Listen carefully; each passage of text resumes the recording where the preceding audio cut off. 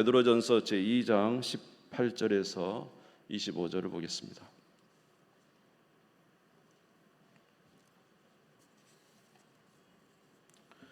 베드로전서 제2장 18절에서 25절 말씀이 되겠습니다. 신약성경 379페이지입니다. 베드로전서 제2장 18절에서 25절입니다. 찾으신 줄 알고 봉독하겠습니다. 사한들아, 범사에 두려워함으로 주인들에게 순종하되 선하고 관용하는 자들에게만 아니라 또한 까다로운 자들에게도 그리하라. 부당하게 고난을 받아도 하나님을 생각함으로 슬픔을 참으면 이는 아름다우나 죄가 있어 매를 맞고 참으면 무슨 칭찬이 있으리요. 그러나 선을 행함으로 고난을 받고 참으면 이는 하나님 앞에 아름다우니라. 이를 위하여 너희가 부르심을 받았으니 그리스도도 너희를 위하여 고난을 받으사 너희에게 본을 끼쳐 그 자취를 따라오게 하려 하셨느니라. 그는 죄를 범하지 아니하시고 그 입에 거짓도 없으시며 욕을 당하시되 맞대어 욕하지 아니하시고 고난을 당하시되 위협하지 아니하시고 오직 공의로 심판하신 이에게 부탁하시며 친히 나무에 달려 그 몸으로 우리 죄를 담당하셨으니 이는 우리로 죄에 대하여 죽고 의에 대하여 살게 하려 하심이라. 그가 채찍에 맞음으로 너희는 나음을 얻었나니 너희가 전에는 양과 같이 길을 잃었더니 이제는 너희 영혼의 목자와 감독 되신 이에게 돌아왔느니라. 아멘. 할렐루야. 우리의 신앙에 있어서 개인적인 신앙도 매우 중요하겠지만은 우리의 신앙을 지나서 우리가 사회적으로 또 어떠한 사람으로 서 있는가도 매우 중요하겠습니다. 베드로전서 1장, 2장에서는 개인적인 신앙의 발전에 대해서 말씀을 드렸는데 이제 베드로전서 2장 후반절부터는 믿는 자들이 세상을 향하여 어떻게 그들을 대할 것인가에 대해서 나와 있습니다. 사실 여러분들이 잘 아시겠지만은 하나님께서 아브라함을 선택하신 것은 아브라함을 통하여 이제 아브라함의 후손들이 복을 받기 위해서 하셨지만은 사실은 하나님이 아브라함을 선택한 이유는 그 아브라함을 통해서 세상 모든 민족이 복을 받게 하기 위해서 사실은 아브라함을 선택하신 것입니다. 그래서 저와 여러분들을 통해서 세상이 복을 받아야 되고 세상이 저희들 때문에 복되어야 됩니다. 이것이 원래 하나님의 뜻인 것이죠. 그래서 오늘 주시는 말씀을 통해서 우리에게 주시는 말씀을 생각하면서 우리도 우리 안에 서로 사랑하며 살아야 되겠지만은 세상에서도 빛과 소금의 역할을 감당하는 우리가 되기를 바랍니다. 오늘 사실 그 18절에서 25절까지 읽었는데 13절 말씀부터 3장 7절 말씀까지의 내용이 되겠습니다.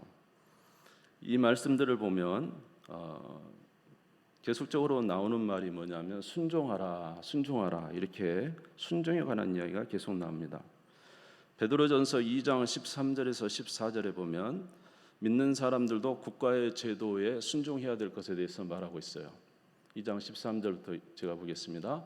인간의 모든 제도를 주를 위하여 순종하되 혹은 위에 있는 왕이나 혹은 그 악행하는 자를 징벌하고 선행한 자를 포상하기 위하여 보낸 총독에게 하라. 이 베드로 전후서는 사도 베드로가 오늘날로 말하면 터키 지역인데 그 소아시아 지역에 있는 흩어져 있는 교회 성도들에게 전하는 말씀입니다. 이때 당시는 이제 로마 시대이기 때문에 로마의 황제가 그것을 다스리고 있었고 또 각 지역에 총독을 보내서 그것을 이제 왕 대신 다스리게 만든 것이죠. 그런데 오늘 이제 이 말씀에 보니까 우리 성도들이 국가의 제도에 순종하라는 것입니다. 인간의 모든 제도를 주를 위하여 순종하되 혹은 위에 있는 왕이나 혹은 그가 악행하는 자를 징벌하고 선행하는 자를 포상하기 위하여 보낸 총독에게 하라. 사실 국가는 우리 가정을 하나님께서 세우신 것처럼 국가도 하나님이 세우신 기관입니다. 여러분 진짜 어려운 데가 어딘지 아십니까? 진짜 어려운 것은 국가가 제대로 그 역할을 감당하지 못한 데는 정말로 힘들어요. 여러분 지금 아프간 같은 데는 사실상 역할을 잘 못하잖아요. 그래서 정말 그 국민들이 얼마나 힘듭니까? 마찬가지로 이 나라가 제대로 서 있지 않으면 가장 힘든 것은 바로 백성인 거예요. 왜냐하면 전혀 치안이 되지도 않고 우리가 전혀 보호를 받을 수 없습니다. 나라가 이렇게 잘 세워져 있고 법과 제도가 세워져 있기 때문에 우리가 오늘날 이렇게 편안하게 살 수 있는 것이지, 만약에 전쟁이 일어났다 그러면 누가 와서 우리를 죽여도 그거에 대해서 말할 것이 없죠. 그래서 나라 잃은 소름이 엄청나다고 했습니다. 그래서 성경에도 보면은 하나님이 세우신 이 국가에 순종하라. 특별히 그 왕들에게, 그 나라를 다스리는 자들에게 이제 순종하라 이런 말씀을 했습니다. 또 한 가지는 뭐냐 하면 사환들에게, 그 주인에게 순종하라라는 말씀이 나와요. 세 가지 순종이 지금 나오거든요. 우리 18절을 보겠습니다. 베드로전서 2장 18절. 사환들아 범사에 두려움으로 주인들에게 순종하되 선하고 관용하는 자들에게만 아니라 또한 까다로운 자들에게도 그리하라. 저 사환이라는 것은 로마 시대의 노예를 말하는 거예요. 다시 말해 종이죠, 종. 근데 이 로마 시대에는 이런 사환들, 다시 말해서 노예와 종 같은 사람들이 국민의 50%가 되었다는 것입니다. 이런 사환들은 굉장히 대접을 잘 받지 못하고 많은 어려움 속에 있었던 것이죠. 주인들은 이러한 종들을 인격적으로 대우하지 않았습니다. 주인들은 매우 그들을 박대했습니다. 그런데 이 사환들이, 특별히 사환들이 누구를 많이 믿었을까요? 예수님을 믿는 사람이 많아진 것이죠. 예수 그리스도 믿는 사람은 부유하고 학식 있는 사람들이 초대에 많이 믿은 것이 아니라 이렇게 연약한 자, 종과 노예 같은 사람들이 예수 그리스도를 믿어 하나님의 자녀가 된다는 이런 복음이 오니까 너무 좋아서 다 예수를 믿은 거예요.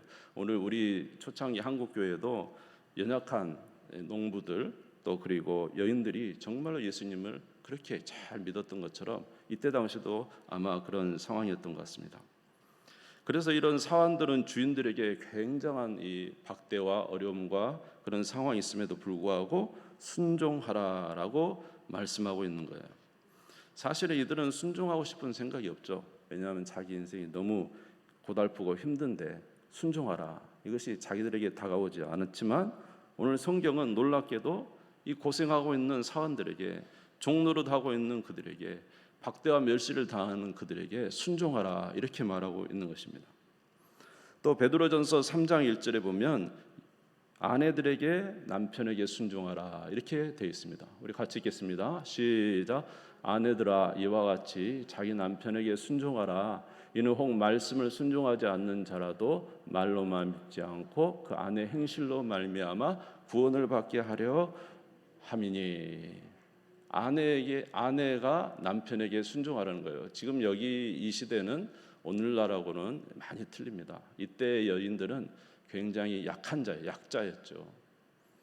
그리고 남편의 횡포가 굉장히 컸어요. 남편들은 여러 여자를 두고 살기도 하고 때로는 자기가 편한 대로 그 아내들에 대하는 그런 상황이었어요. 그렇기 때문에 사실 이 아내들은 남편에 대한 어떤 존경심을 갖는 자들은 매우 부족하고 남편에 대한 사실은 불만이 있던 여인들이었습니다. 그럼에도 불구하고 오늘 말씀에 보면 아내들아 너희 남편에게 어떻게 하라고요? 순종하라 이렇게 말씀하고 있는 것입니다. 그러면 하나님께서 왜 이렇게 순종을 계속 베드로 사도를 통해서 말씀하신 것입니까? 하나님께서 순종을 말씀하신 것은 바로 하나님 나라는 투쟁으로 이루어진 나라가 아니라 하나님의 나라는 선을 행함으로 변화시키는 나라이기 때문에 그렇습니다. 무슨 뜻인지 이해가 되십니까?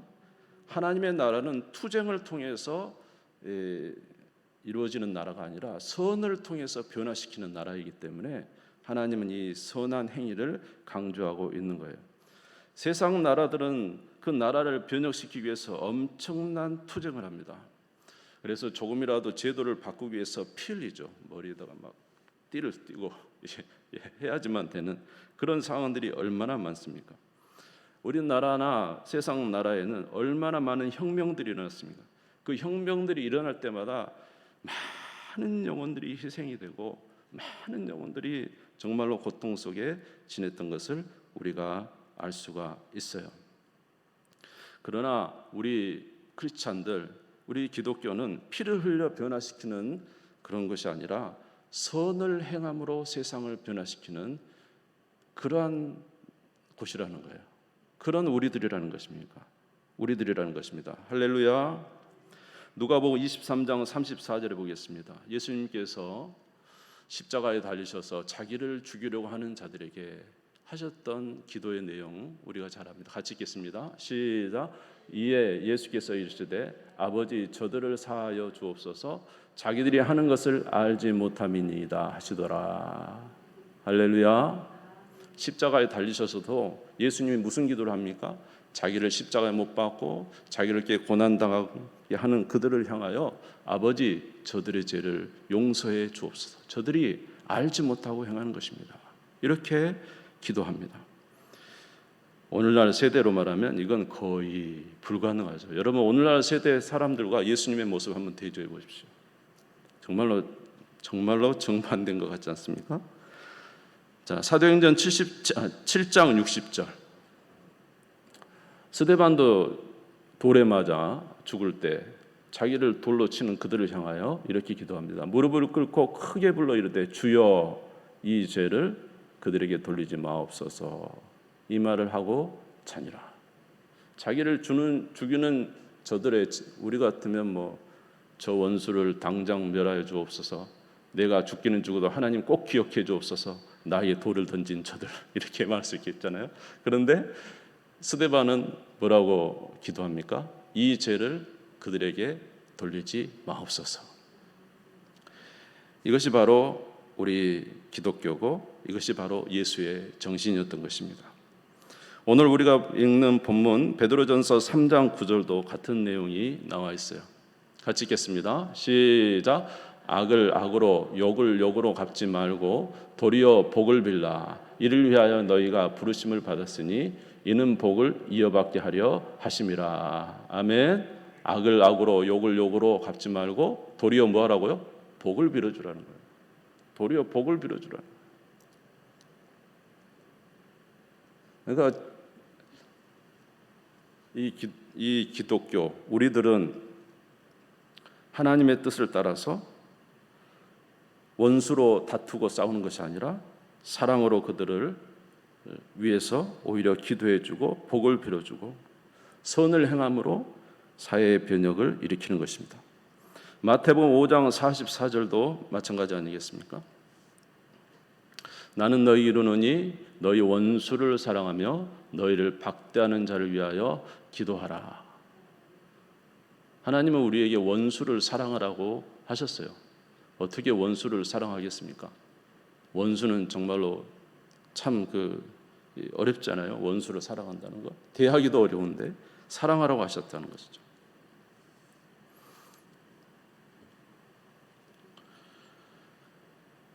그래서 우리 크리스찬들은 초대교회 성도들은 로마 군대의 엄청난 박해와 이방인들의 박해에서 수많은 희생을 당했습니다. 여러분들이 영상에 보면 알겠지만 초대교회 성도들이 어마어마한 그 박해 속에서 정말로 참 우리가 눈뜨고 볼 수 없을 만큼 처참하게 그들이 죽어간 것을 우리가 알 수가 있어요. 그럼에도 불구하고 그들은 이 사람들에 대해서 원망하지 아니하고 오히려 하나님을 향하여 감사 기도하며 세상을 떠났던 것을 알 수가 있습니다. 그러면서 그들은 항상 오히려 이 국가를 위하여 또 국가의 수반들과 또 모든 지도자들을 위해서 기도하라고 했어요. 디모데전서 2장 1절에서 2절 말씀에 보면은 그러므로 내가 첫째로 권하노니 모든 사람을 위하여 간구와 기도와 도구와 감사를 하되 임금들과 높은 지에 있는 모든 사람을 위하여 하라. 이는 우리가 모든 경건과 단정함으로 고요하고 평안한 생활을 하려 함이라. 모든 기도와 도구와 간구를 하는데 바로 이어서 나오는 것이 임금들과 높은 주에 있는 모든 사람들을 위해서 기도하라는 것입니다. 다시 말해서 나라를 위해서 기도하고 나라의 지도자들을 위해서 기도하고 그들이 하나님의 뜻 가운데 설 수 있도록 위해서 기도하라고 말씀하고 있는 것입니다. 이렇게 우리 기독교는 세상 나라와 전혀 다른 방식으로 세상에 접근하게 되고 그들에게 하나님 그리스도의 사랑과 하나님의 은혜를 전파하게 되므로 사람이 변하게 되게 되고 결국은 이 놀라운 역사는 피를 통해서 나라를 변화시킨 것이 아니라 희생을 통해서 변화시키게 되므로 이제 놀라운 역사는 이 로마가 313년 콘티타누스 대제 때에 기독교 국가로 변해버립니다. 로마가 기독교 국가로 변해버린 것이죠. 놀라운 것은 이렇게 희생을 당함에도 불구하고 점점 하나님의 백성들은 숫자가 더 많아지는 이런 은혜가 있었어요. 사도행전 2장 47절에 보면 하나님을 찬미하며 또 온 백성의 칭송을 받으니 주께서 구원받는 사람은 날마다 더하게 하시니라. 무엇을 받았다고요? 칭송을 받았어요. 칭송. 저와 여러분도 미약하지만 세상에 둘러 있는 사람들에게 칭송을 받기를 바랍니다. 좋은 분들이라 이렇게 인정받는 우리가 되기를 바라요. 자, 그러면 좀 더 구체적으로 오늘 주시는 이 사환들과 여자분들에게 주셨던 말씀을 좀 더 보도록 하겠습니다. 자, 2장 18절 말씀을 같이 읽겠습니다. 같이 읽겠습니다. 시작. 사환들아 범사에 두려움으로 주인들에게 순종하되 선하고 관용하는 자들에게만 아니라 또한 까다로운 자들에게도 그리하라. 할렐루야. 오늘 뭐라고 말하고 있냐면 너희 주인에게 순종하라. 그러나 선하고 관용한 자뿐만 아니라 어떤 자에게도 순종하라고요? 까다로운 자들에게도 순종하라고 말하고 있어요. 까다로운 자는 어떤 자냐면 마음이 뒤틀린 자라는 것이에요. 저기 까다로운 것은 마음이 뒤틀려. 우리 간혹 보잖아요. 아주 마음이 뒤틀려 가지고 모든 것이 이제 힘든 분들이 있습니다. 이렇게 마음이 뒤틀린 자는 자기 하인들과 이런 사환들에게 엄청난 가혹하게 그때 당시에 그들을 대했다는 거죠. 그런데 이들에게 뭐 하라고요? 순종하라는 거예요. 순종. 얼마나 불평이 있을 수 있겠으며 얼마나 고통스럽게 했으며 그래서 당장 원망과 불평뿐만 아니라 불순종하고 싶고 자기를 괴롭히는 자를 가까이 하고 싶지 않을 건데 성경에서 말하기를 뭐하라고요? 까다로운 자에게 마음이 뒤틀리고 나에게 가혹을 행하는 자에게 순종하라고 이렇게 말하고 있습니다. 그런데 초대교회 성도들은 이 말씀을 따라 많이 순종했다는 거죠. 그들이 어떻게 이렇게 순종할 수 있었느냐 하는 것입니다. 그것은 오늘 베드로전서 2장 19절을 보면서 우리가 알 수가 있습니다. 같이 읽겠습니다. 시작. 부당하게 고난을 받아도 하나님을 생각함으로 슬픔을 참으면 이는 아름다우나. 누구를 생각함으로요? 하나님을 생각함으로 슬픔을 참았다는 거예요. 우리는 늘 우리에게 있는 이 어려운, 우리에게 정말 까다로운, 때로는 우리를 괴롭히는, 우리를 힘들게 하는 사람을 생각할 때마다 그 사람을 생각함으로 우리는 늘 반항하기를 원하고 대적하기를 원하고 싸우기를 원하고 이런 마음이 있습니다. 그런데 이 초대교회 성도들에게 베드로 사도가 그들을 괴롭히는 자들을 항상 볼 때마다 누구를 생각하라고요? 하나님을 생각하라는 거예요. 여러분 모든 상황 속에서 하나님을 보시기를 바랍니다. 사람들을 만날 때도 누구를 생각해요? 하나님을 생각해요. 어려운 환경 속에서 누구를 생각해요? 하나님을 생각해요. 하나님의 뜻이 무엇인가라는 것을 생각하는 거예요. 이것이 중요한 거예요. 우리는 하나님을 생각한다면 그 어려움을 능히 이길 수가 있는 것입니다. 하나님의 뜻이 무엇인가를 늘 생각한다면 하나님의 뜻을 이루기 위해서 우리는 그런 어려움들을 극복할 수가 있는 것입니다. 이렇게 사는 것은 오늘 말씀해 보니까 우리에게 굉장히 복되다는 것이죠. 베드로전서 2장 20절을 보겠습니다. 같이 읽겠습니다. 시작. 죄가 있어 매를 맞고 참으면 무슨 칭찬이 있으리요? 그러나 선을 행함으로 고난을 받고 참으면 이는 하나님 앞에 아름다우니라. 할렐루야. 여기서 아름답다, 이것은 하나님이 칭찬하실 만하다라는 거예요. 여기서 하나님 앞에 아름답다, 이 말은 하나님께서 복 주실 만한 하다, 이 말입니다. 우리가 그런 모든 상황 속에서, 어려운 인간관계 속에서, 어려운 환경 속에서 마땅히 분노할 수 있고 마땅히 다툴 수 있고 마땅히 싸울 수 있지만 다시 한번 생각해 보는 거예요. 하나님께서 원하시는 것이 무엇일까? 하나님을 생각하는, 하나님의 뜻은 무엇일까라는 것을 생각하는 것입니다. 그래서 사람을 보지 아니하고 환경을 보지 아니하고 하나님을 생각함으로 이제 우리가 하나님의 뜻을 이루기 위하여 하나님의 말씀대로, 정말로 그것 때문에 애매히 고난을 받고 애매히 힘들어도 하나님을 생각함으로 참으면 하나님 앞에 아름답다는 거예요. 다시 말해서 하나님께서 우리에게 은혜 베풀어 주실 기회가 있다는 것입니다. 은혜 베풀어 주실 근거가 된다는 것입니다. 하나님의 사랑을 많이 받는 저와 여러분 되시기를 주의 이름으로 축원합니다. 사실 우리는 자유가 있습니다. 예수 그리스도로 말미암아 이제는 이 베드로전서에 나오는 이 사안들도 사실은 예수 그리스도 안에서는 자유인이에요. 로마서 6장 18절에 보면 죄로부터 해방되어 의에게 종이 되었느니라. 무엇로부터 해방됐어요? 죄로부터 해방되어 이제는 갈라디아서 5장 말씀에 보면은 너희는 자유인이다, 이렇게 말했어요. 저와 여러분은 죄에서 자유됐고 예수 그리스도로 말미암아 악한 마귀로부터 대적할 힘이 생겼고 하나님의 자녀로서의 은혜가 있게 되는 줄로 믿습니다. 이런 자유를 우리가 받았지만은, 그러나 그 자유로 우리 육체의 기회를 삼거나 우리 육신이 원하는 대로 살면 안 돼요. 우리는 하나님이 주시는 하나님의 명령에 순종하는 자가 되어야 돼요. 갈라디아서 5장 13절에 보면 형제들아 너희가 자유를 위하여 부르심을 입었으나 그러나 그 자유로 무슨 기회를 삼지 말라고요? 육체의 기회를 삼지 말고 뭐 하라고요? 오직 사랑으로 서로 종노릇하라.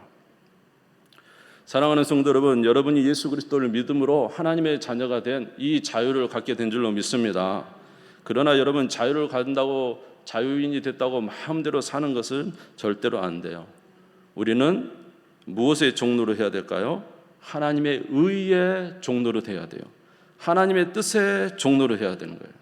우리가 자유인이 되었다고 우리를 힘들게 하는 사람과 대적하며 싸우는 것은, 그것은 옳지 않다는 것입니다. 우리는 하나님의 뜻이 무엇인가를 생각하고 하나님의 뜻에 종노릇하는, 하나님은 사랑하기를 원하고 하나님은 존경하기를 원하고 하나님은 공경하기를 원하고 하나님은 화평하기를 원한다는 사실을 깨달았으면, 우리가 이제 이런 자유를 얻게 되었다면 하나님의 뜻대로 순종하며 사는 것이 중요한 것입니다.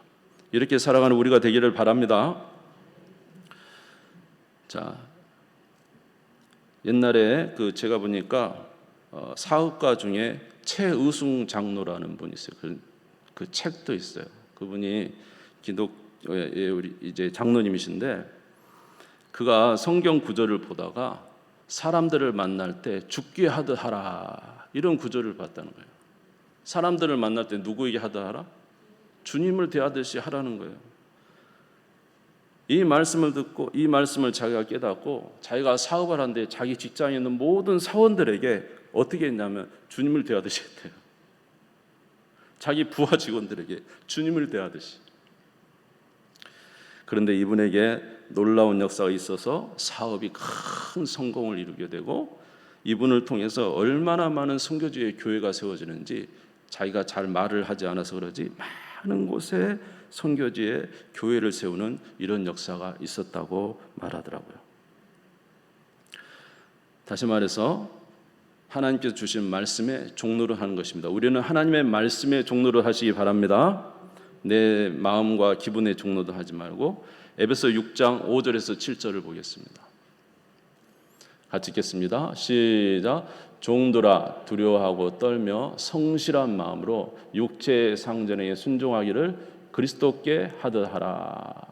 눈가림만 하여 사람을 기쁘게 하는 자처럼 하지 말고 그리스도의 종들처럼 마음으로 하나님의 뜻을 행하고 기쁜 마음으로 섬기기를 주께 하듯 하고 사람들에게 하듯 하지 말라. 그저 순종만 하는 게 아니라 이제 어떻게 하라고요? 주께 하듯 하라는 거예요. 그 까다로운 사람에게 주께 하듯 하라는 거예요. 훨씬 더 진보되었죠. 골로새서 3장 22절 23절도 같은 내용입니다. 종들아 모든 일에 육신의 상전에 순종하되 사람을 기쁘게 하는 자와 같이 눈가림만 하지 말고 오직 주를 두려워하여 성실한 마음으로 하라.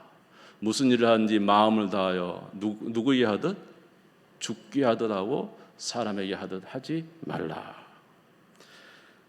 자기를 괴롭히는 까다로운 상전에게 순종하는 것으로 멈추지 말고 그저 눈앞에서 잘하는 것처럼 그렇게 하지 말고 주님 앞에서 행하듯이 주께 하듯 하시 그렇게 성실하게 하라는 거예요. 네? 이렇게 믿는 사람들의 모습이 변화됨으로 사회가 변하게 되게 된 거예요. 그들은 겉으로 보기는 굉장히 연약했지만 그들을 통한 그들의 삶의 모습은 많은 사람들에게 칭송을 받게 된 것을 우리가 알 수가 있습니다. 또 하나는 아내들에게도 이렇게 하라고 말씀하고 있어요. 아까 말씀드린 대로 이 시대의 아내들은 여인으로서 대우를 받지 못했습니다.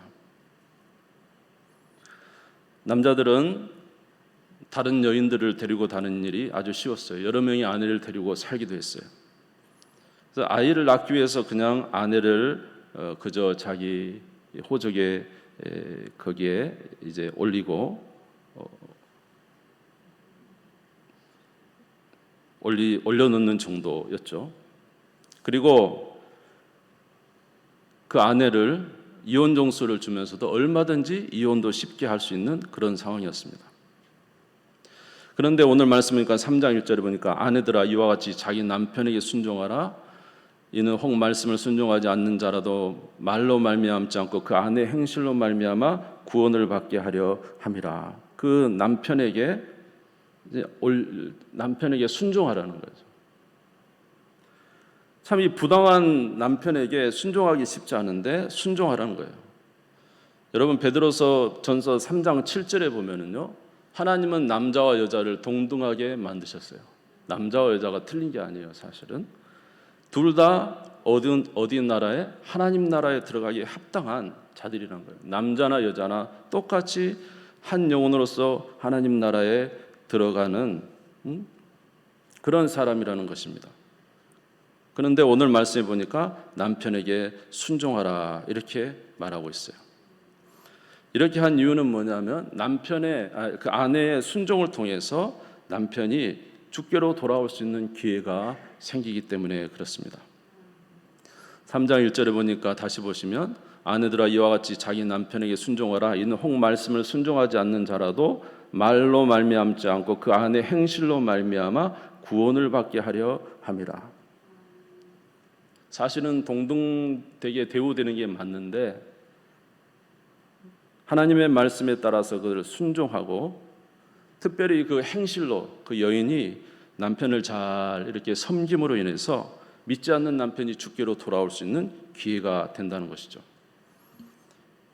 자, 3장 3절에서 4절을 같이 읽겠습니다. 3장 3절에서 4절 같이 읽겠습니다. 시작. 너희 단장은 머리를 꾸미고 금을 차고 아름다운 옷을 입은 외모로 하지 말고 오직 마음에 숨은 사람을 온유하고 안정한 심령에 썩지 아니할 것으로 하라. 이는 하나님 앞에 값진 것이니라. 할렐루야. 오히려 순종할 뿐만 아니라 행실을 바르게 하고 외적인 것보다 내적인 것으로 온유하게 하고 안정한 심령을 갖고 있는 거예요. 믿음의 사람들은 잘 흔들리지 않아요. 남자들도 겉으로는 굉장히 굳세하고 좋은 것 같지만 어떤 상황이 오면 금방 흔들려 버립니다. 근데 정말로 어떤 사람들이 흔들리지 않는지 압니까? 하나님을 생각하고 하나님을 의지하고 사는 사람은 절대로 흔들리지 않아요. 웬만한 환경에서도 흔들리지 않는 것입니다. 어떤 부인이 있었어요. 근데 남편이 바람을 피웁니다. 말썽도 얼마나 많이 부리는지, 재정적으로도 말썽 많이 부리고, 바람도 이렇게 한 번 피운 게 아니라 여러 번 피우고.